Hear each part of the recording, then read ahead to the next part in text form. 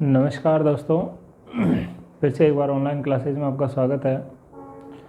जैसा कि दोस्तों हमने उच्चतम न्यायालय के बारे में बात की थी और उच्चतम न्यायालय में हमने देखा कि किस प्रकार से उच्चतम न्यायालय में न्यायाधीशों की नियुक्ति की जाती है और किस प्रणाली के द्वारा न्यायाधीशों की नियुक्ति की जाती है। तो सुबह हमने देखा कि न्यायाधीशों की नियुक्ति में कॉलेजियम प्रणाली का प्रयोग किया जाता है, वहीं पर एनजेएसी को बनाया गया, परंतु 2015 में एनजेएसी को वापस से समाप्त कर दिया गया। इसलिए वर्तमान में पुनः कॉलेजियम व्यवस्था को ही अपनाया गया है और इसी के आगे से हम शुरू करते हैं। तो देखिए दोस्तों, सबसे पहले नियुक्ति, न्यायाधीशों की नियुक्ति किस प्रकार की जाती है। तो दोस्तों ध्यान रखिएगा, कॉलेजियम की सिफारिश पर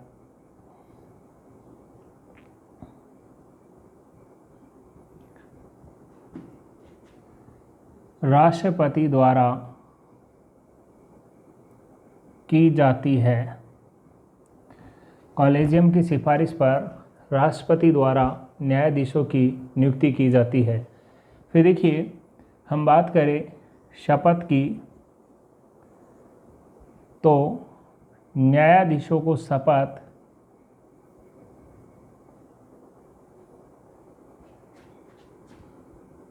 राष्ट्रपति दिलाता है। ध्यान रखिएगा, यदि हम बात करें मुख्य न्यायाधीश की नियुक्ति,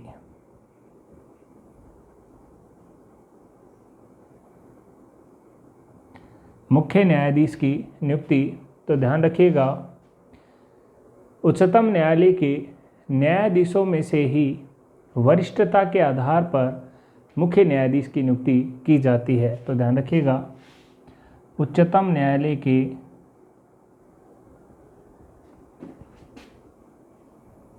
न्यायाधीशों में से ही वरिष्ठ न्यायाधीश को मुख्य न्यायाधीश बनाया जाता है।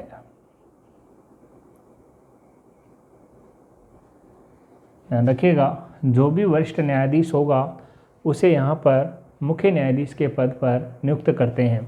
देखिए दोस्तों, हम बात करें यहाँ पर, तो जो वरिष्ठता है, इस वरिष्ठता के क्रम का एक बार उल्लंघन हुआ और आपको बता दूं, अजीत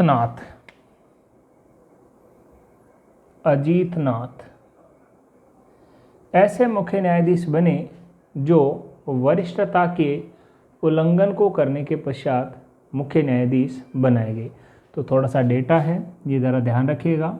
अजीत नाथ वह उच्चतम न्यायालय के मुख्य न्यायाधीश है जिनकी नियुक्ति वरिष्ठता का उल्लंघन करके की गई। इसके पश्चात देखिए, हमने बात की है नियुक्ति की, शपथ की, तो अब बात करेंगे हम हटाना। उच्चतम न्यायालय के मुख्य न्यायाधीशों को किस प्रकार से हटाया जाता है। देखिए, आर्टिकल नंबर 124.4 124.4 में उच्चतम न्यायालय के न्यायाधीशों को हटाने के लिए प्रावधान किया गया है। उच्चतम न्यायालय के न्यायाधीशों को किस आधार पर हटा सकते हैं, सुनिएगा ज़रा। इसमें दे रखा है सिद्ध कदाचार व असमर्थता के आरोप या आधार पर संसद हटाती है। अब देखिए, सिद्ध कदाचार और असमर्थता या अक्षमता के आधार पर या के आरोप पर संसद द्वारा इन्हें हटाया जाता है। तो देखिए, प्रक्रिया देखते हैं हम किस प्रकार से इनको हटाते हैं। तो देखिए, मैंने कहा संसद के द्वारा इनको हटाया जाता है। संसद में 2 सदन होते हैं, एक सदन को हम लोकसभा कहते हैं, वहीं पर दूसरे सदन को हम यहाँ पर राज्यसभा के नाम से जानते हैं। अब देखिए, सबसे पहली चीज़ ध्यान रखना कि लोकसभा और राज्यसभा इस मामले में दोनों सदन बराबर होते हैं, अर्थात पहले प्रस्ताव दोनों में से कोई भी सदन ला सकता है। यानी कि न्यायाधीशों को हटाने के लिए यदि हमारे द्वारा प्रस्ताव लाया जाता है तो संसद के दोनों सदनों में से, लोकसभा या राज्यसभा में से किसी भी सदन के द्वारा पहले लाया जा सकता है। परंतु ध्यान रखिएगा, यदि प्रस्ताव लोकसभा लाती है तो कम से कम उसके 100 सदस्य यह प्रस्ताव लाते हैं। वहीं पर यदि राज्यसभा लाती है तो कम से कम उसके 50 सदस्य यह प्रस्ताव लाते हैं। ध्यान रखिएगा, दोनों में से कोई भी सदन पहले प्रस्ताव ला सकता है, परंतु यदि यह प्रस्ताव लोकसभा लाती है तो उसके कम से कम 100 सदस्य, वहीं पर यह प्रस्ताव यदि राज्यसभा लाती है तो कम से कम उसके 50 सदस्य यह प्रस्ताव ला सकते हैं। ध्यान रखिएगा, न्यायाधीशों पर जो प्रस्ताव लाया जाता है इसे हम एक विशेष प्रस्ताव के नाम से भी जानते हैं। क्यों?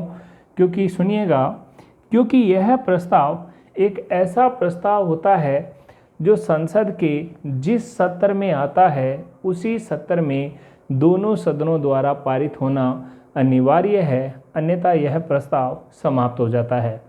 जैसे कि हम बात करें तो जैसे मान लीजिए कि लोकसभा के द्वारा यह प्रस्ताव लाया गया, अब लोकसभा के द्वारा यह प्रस्ताव पारित कर दिया गया, पारित करने के पश्चात यह प्रस्ताव राज्यसभा में चला गया और राज्यसभा में पारित होने से पहले ही यदि संसद का सत्र समाप्त कर दिया गया तो इसी के साथ में ध्यान रखिएगा, जो न्यायाधीशों के खिलाफ जो प्रस्ताव लाया गया है वह भी समाप्त हो जाएगा और इस प्रस्ताव को हमें पुनः लाना पड़ेगा।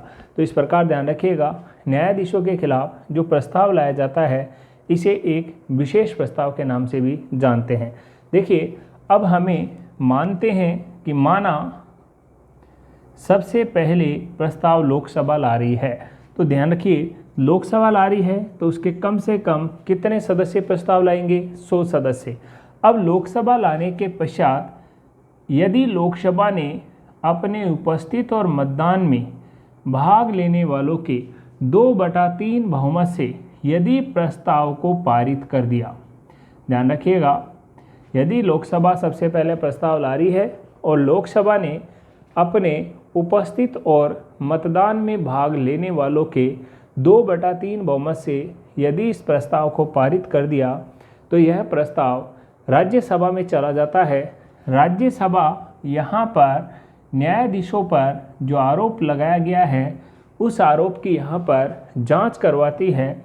यदि जांच के दौरान न्यायाधीश दोषी पाए जाते हैं तो ध्यान रखिएगा, राज्यसभा भी इस प्रस्ताव को अपने उपस्थित और मतदान में भाग लेने वालों के 2/3 बहुमत से पारित करेगी और इसी के साथ में न्यायाधीशों का पद रिक्त हो जाएगा और न्यायाधीश अपना पद छोड़ देगा। ध्यान रखिएगा, न्यायाधीश अपना जो त्यागपत्र होते हैं वह त्यागपत्र राष्ट्रपति को देते हैं। ध्यान रखिए, न्यायाधीश अपना त्यागपत्र हमेशा राष्ट्रपति को देते हैं। तो एक बार फिर से देखिएगा, सबसे पहले हमने बात की सिद्ध कदाचार और अक्षमता के आधार पर या असमर्थता के आधार पर संसद द्वारा इन्हें हटाया जा सकता है। संसद हटा रही है तो हमने देखा कि संसद के 2 सदन होते हैं, एक सदन को हम लोकसभा और दूसरे सदन को हम राज्यसभा के नाम से जानते हैं। वहीं पर हमने देखा यदि लोकसभा और राज्यसभा दोनों में से न्यायाधीशों को हटाने के लिए पहले प्रस्ताव कौन सा सदन ला सकता है, तो हमने बात की दोनों में से पहले कोई भी सदन ला सकता है, परंतु यदि लोकसभा प्रस्ताव लाती है तो उसके कम से कम 100 सदस्य, वहीं पर यदि राज्यसभा प्रस्ताव लाती है तो उसके कम से कम 50 सदस्य यह प्रस्ताव अपने सदन में ला सकते हैं। वहीं पर हमने बात की यह विशेष प्रस्ताव होता है जो भी सदन लाता है उस सदन के जो भी सदन लाता है उस सदन के द्वारा यह प्रस्ताव पारित होना चाहिए और दूसरे सदन के द्वारा भी यह प्रस्ताव उसी सत्र में पारित होना अनिवार्य है, अन्यथा यह प्रस्ताव समाप्त हो जाता है।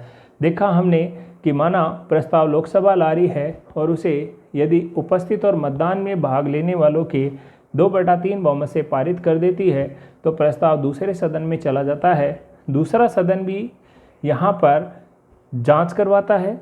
यदि जांच में न्यायाधीश दोषी पाए जाए तो दूसरा सदन भी से उपस्थित और मतदान में भाग लेने वालों के 2/3 बहुमत से प्रस्ताव को पारित करेगा और इसी के साथ में न्यायाधीश का पद रिक्त हो जाएगा। ध्यान रखिएगा, न्यायाधीश अपना त्यागपत्र राष्ट्रपति को देते हैं। सुनिएगा ज़रा, देखिए अभी तक हमारे देश में ऐसे किसी भी न्यायाधीश को नहीं हटाया गया है, परंतु ध्यान रखिएगा रामास्वामी ऐसे न्यायाधीश है जिनके खिलाफ यह प्रक्रिया चलाई गई परंतु पारित नहीं हो पाई। ध्यान रखिएगा, रामास्वामी एकमात्र ऐसे न्यायाधीश है जिनके खिलाफ इनको हटाने के लिए यह प्रक्रिया अपनाई गई परंतु यह प्रक्रिया पारित नहीं हो पाई। इसलिए हम कह सकते हैं कि अभी तक उच्चतम न्यायालय के किसी भी न्यायाधीश को इस प्रकार से नहीं हटाया गया है। तो ध्यान रखिएगा, रामास्वामी देश के एकमात्र ऐसे न्यायाधीश है जिनके खिलाफ इस प्रक्रिया को अभी तक अपनाया गया है। अब देखिए हम बात करते हैं इसके आगे अनुच्छेद नंबर 125 पर, 125 पर। देखिए 125 नंबर अनुच्छेद में न्यायाधीशों के लिए वेतन भत्तों का उल्लेख किया गया है। न्यायाधीशों के लिए वेतन भत्तों का उल्लेख किया गया है। देखिए मुख्य न्यायाधीश का वेतन 2,80,000, मुख्य न्यायाधीश का वेतन 2,80,000। वहीं पर अन्य न्यायाधीशों का वेतन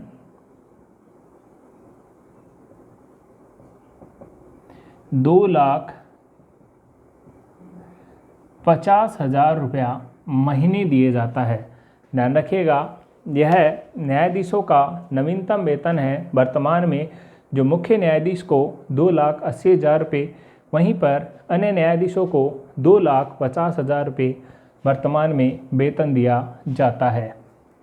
इसके पश्चात देखिए हम बात करते हैं अनुच्छेद नंबर 127 पर।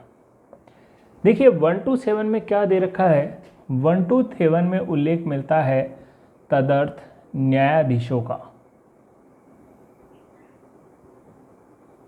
तदर्थ न्यायाधीशों का प्रावधान।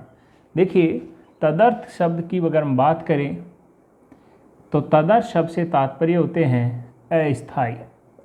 ऐसे न्यायाधीश जिनको हम अस्थायी रूप से नियुक्त करते हैं। ध्यान रखिएगा, यह प्रावधान हमने कनाडा के संविधान से प्रभावित है, अर्थात कनाडा के संविधान से हमारे संविधान में जोड़ा गया है। तदर्थ न्यायाधीश यानी कि अस्थायी न्यायाधीश।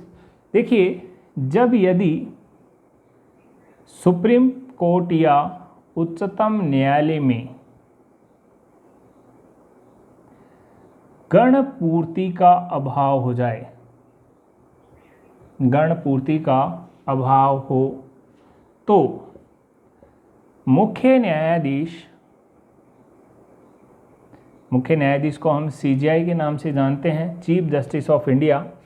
तो मुख्य न्यायाधीश राष्ट्रपति की पूर्व स्वीकृति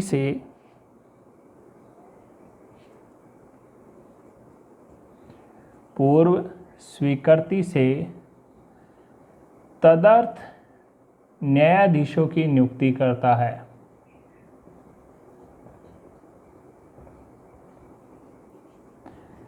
तदर्थ न्यायाधीशों की नियुक्ति करता है। ध्यान रखिएगा, यदि उच्चतम न्यायालय में गणपूर्ति का अभाव हो तो इस गणपूर्ति के अभाव में सीजेआई इनकी नियुक्ति कर सकता है परंतु उसे यह नियुक्ति राष्ट्रपति की पूर्व अनुमति लेकर ही कर सकता है। तो इस प्रकार 127 में तदर्थ न्यायाधीशों का उल्लेख है। अब देखिए हम बात करते हैं अनुच्छेद नंबर 129। 129 में उच्चतम न्यायालय को एक अभिलेख न्यायालय बताया गया है।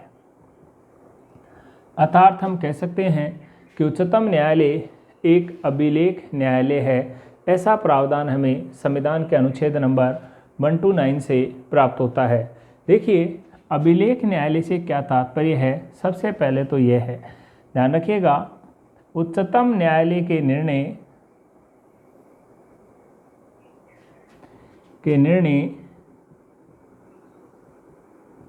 अधीनस्थ न्यायालयों पर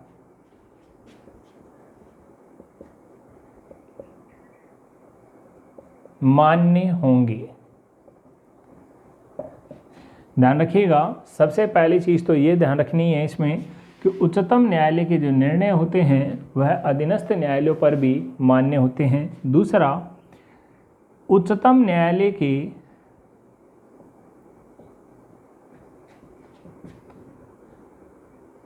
निर्णयों की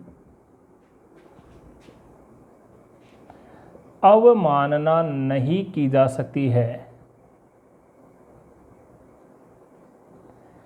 उच्चतम न्यायालय के निर्णयों की अवमानना नहीं की जा सकती है, ऐसा भी अनुच्छेद नंबर 129 में बताया गया है।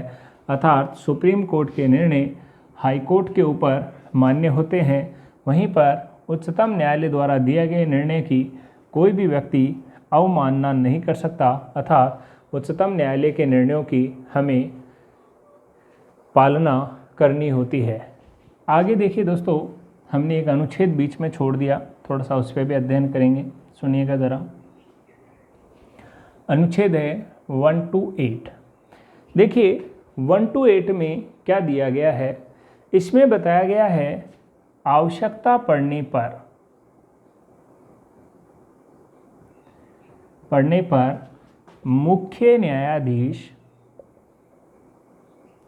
आवश्यकता पड़ने पर मुख्य न्यायाधीश, जिसे हम CJI कहते हैं, चीफ जस्टिस ऑफ इंडिया, राष्ट्रपति की अनुमति से सेवानिवृत्त न्यायाधीशों से भी कार्य करवा सकता है। देखिए दोस्तों, इससे बताया गया है कि यदि मान लो आवश्यकता है, कार्य अधिक है, अब ऐसी स्थिति में नए न्यायाधीशों को नियुक्त करना तो संभव है नहीं, तो ऐसी स्थिति में हम उच्चतम न्यायालय के अंदर उन न्यायाधीशों को नियुक्त करते हैं जो पूर्व में सेवा प्रदान कर चुके हैं। अर्थात मुख्य न्यायाधीश राष्ट्रपति की अनुमति लेकर सेवानिवृत्त न्यायाधीशों को कार्य पूरा करने के लिए नियुक्त कर सकता है, और ऐसा प्रावधान हमें संविधान का अनुच्छेद नंबर 128 प्रदान करता है। इसके पश्चात देखिए हम बात करते हैं अनुच्छेद नंबर 130 पर। 130 देखिए 130 में क्या बताया गया है। इसमें बताया गया है कि उच्चतम न्यायालय का स्थान दिल्ली है, परंतु उच्चतम न्यायालय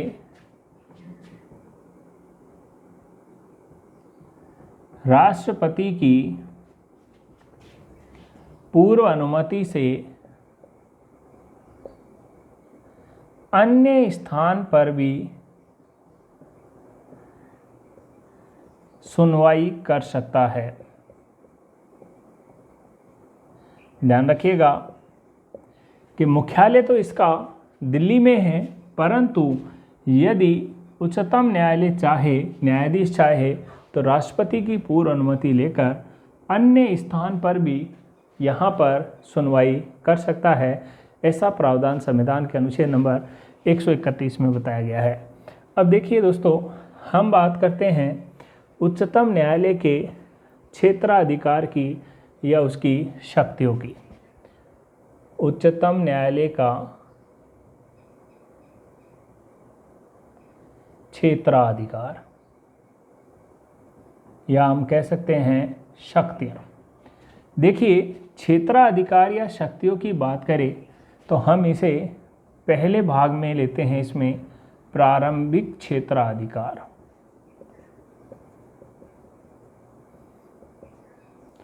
ध्यान रखिएगा, दूसरे नंबर पे हम ले सकते हैं यहाँ पर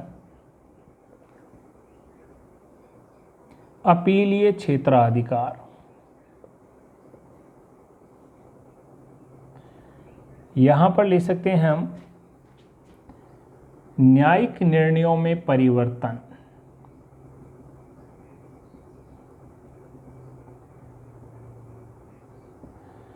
यहाँ ले सकते हैं हम परामर्श का क्षेत्राधिकार, और अंतिम ले सकते हैं हम मौलिक अधिकारों को सुरक्षा।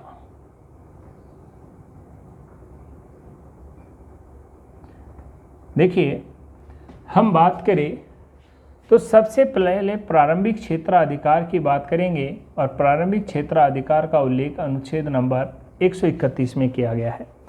वहीं अपीलीय क्षेत्राधिकार का उल्लेख 132 से लेकर 136 तक किया गया है, 136। वहीं पर न्यायिक निर्णयों में परिवर्तन की बात करें तो अनुच्छेद 137, परामर्श क्षेत्राधिकार की बात करें तो 143, और मौलिक अधिकारों को सुरक्षा की बात करें तो अनुच्छेद नंबर 32।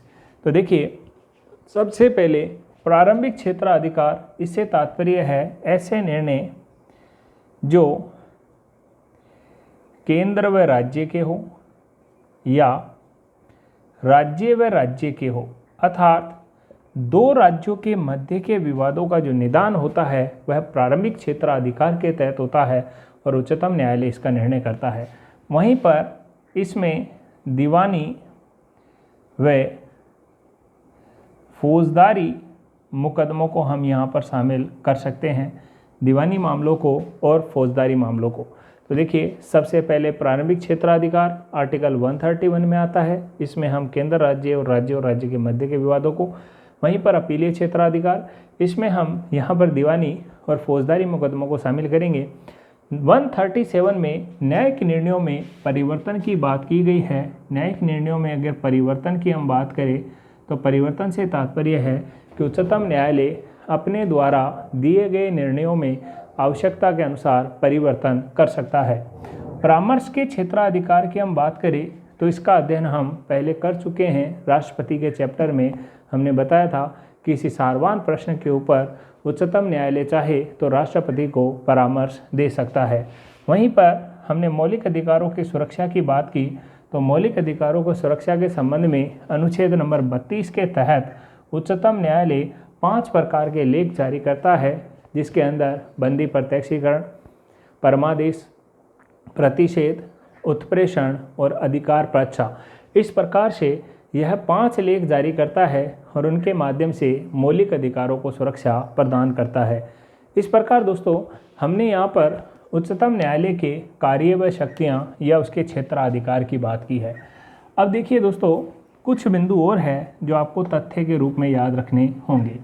देखिए, सबसे पहले हम बात करें तो हमने सबसे पहला बिंदु ध्यान रखिएगा, उच्चतम न्यायालय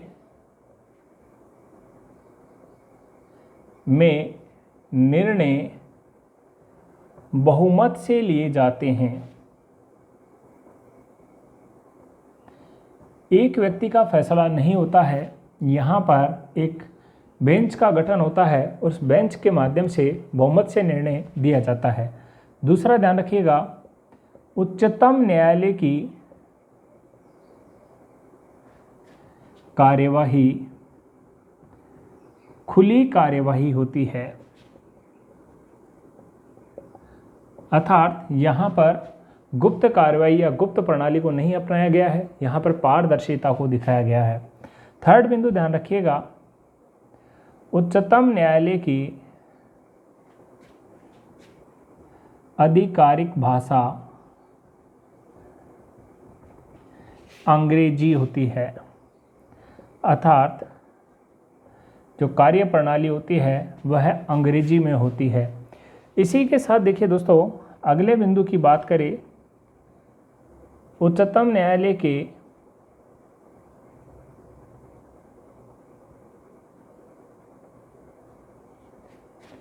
सबसे कम कार्यकाल वाली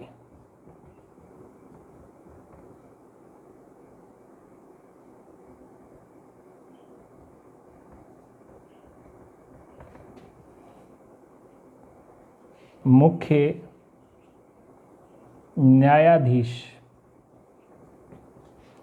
सबसे कम कार्यकाल वाले मुख्य न्यायाधीश की हम बात करें तो वह है KN सिंह।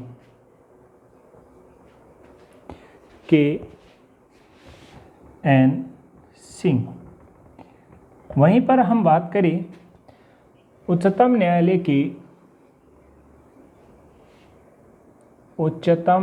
न्यायालय के सबसे लंबे कार्यकाल वाले मुख्य न्यायाधीश, तो याद रखिएगा YV चंद्रचूड़। यह उच्चतम न्यायालय के सर्वाधिक कार्यकाल वाले मुख्य न्यायाधीश रहे हैं। तो ध्यान रखिएगा, जो KN सिंह का कार्यकाल है वो मात्र 17 दिन का ही रहा है। कितने दिन का? तो मात्र 17 दिन के लिए उच्चतम न्यायालय के मुख्य न्यायाधीश रहे हैं। वहीं पर हम YV चंद्रचूड़ की बात करें तो लगभग 7 वर्ष के पास इनका कार्यकाल रहा है, जो अब तक के इतिहास में उच्चतम न्यायालय के सर्वाधिक मुख्य न्यायाधीश के पद पर रहे हैं। इसी के साथ दोस्तों, हमारा जो उच्चतम न्यायालय का एक छोटा सा टॉपिक था वह पूर्ण होता है, और हमारा इसी के साथ में जो केंद्र सरकार का जो पोर्शन है, जो कोर्स है, वह भी कंप्लीट होता है। जो हमारी अगली क्लास होगी वहाँ से हम राज्य सरकार से शुरू करेंगे। लगभग दोस्तों आपका 60% से ज़्यादा कोर्स कंप्लीट हो चुका है। इसी प्रकार आप बने रहिए। धन्यवाद दोस्तों।